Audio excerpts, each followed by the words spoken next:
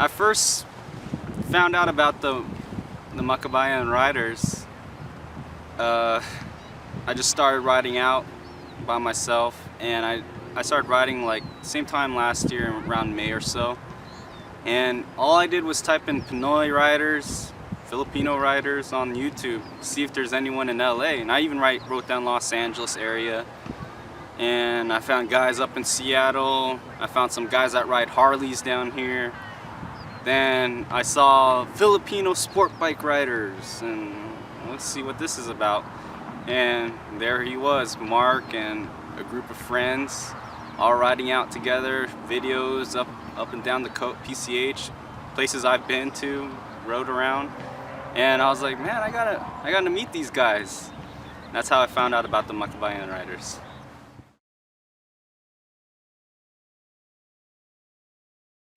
Well, my first reaction to the actual MAKABAYAN Riders was, oh, they're all going to speak Tagalog. And I read the descriptions underneath the video, and the fine print, and it says like, oh, we're 100% Pinoy Filipino riders, deny Filipino riders. And I was born here. My parents I'm first generation from the Philippines, and I understand Tagalog, Ilocano, and I was growing around the Filipino culture. But the thing is, I feel a huge disconnect, because I'm American, I'm born here, but I want to keep in touch with my culture by being with other Filipinos, and it's kind of hard where I live. So my first reaction was, this is a good group of sport bike riders. I ride bikes, they're Filipino, why not get along, why not hang out with these guys? And that's my first reaction. And I was kind of impressed that a lot of Filipino sport bike riders actually found each other, and they're able to ride together and have fun.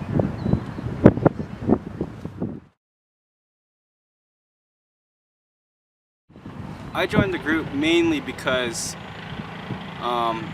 it's only so long you can start riding by yourself, and taking the canyons by yourself, and it becomes almost, I'm not gonna say it's dangerous, but it's dangerous to the point where if something happens to you, no one knows what happens to you, unless you told someone that you left and you don't return a day later, which kind of sucks, So when you ride out with a group of friends, there's a safety, the guys know what happens to you. There's sweepers right behind the group to collect all the slow riders, and there's someone up front leading the pace.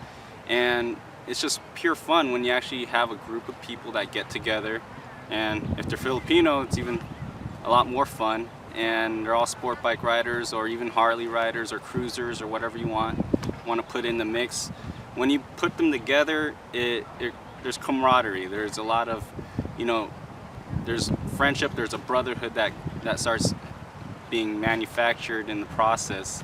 Sorry to use such a word that has to do with machinery, but there's a chemistry that happens with guys when they get together, and they get their bikes together, and they get their minds together to ride the canyons, and it's a lot of fun. That's why I wanted to join the group, because riding alone kind of gets boring after a while. And my first ride with these guys, it was nothing short of exciting. It was very fun.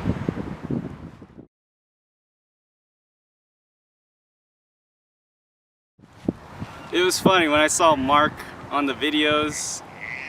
I thought of him as like, the guy that edits videos, and the computer geek. And it was funny when I first met him. He's a quiet guy, because I'm kind of new to the group. I see how that kind of works out. But once you get to really know him, he's a real down-to-earth guy. He's very talented as far as media goes. He knows how to make slideshows, videos, like as you can see. Hopefully this video you might like. I like it already, even though I never seen it, because I'm in it. JK. But anyways, Mark's a really good guy.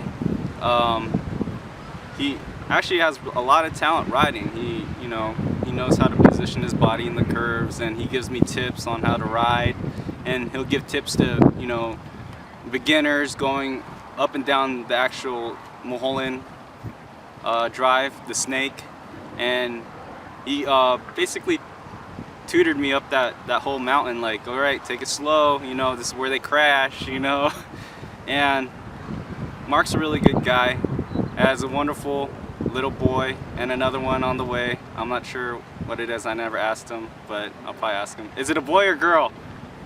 Secret. It's a secret, so I don't know. But Mark is a family guy, motorcycle enthusiast, and a good friend.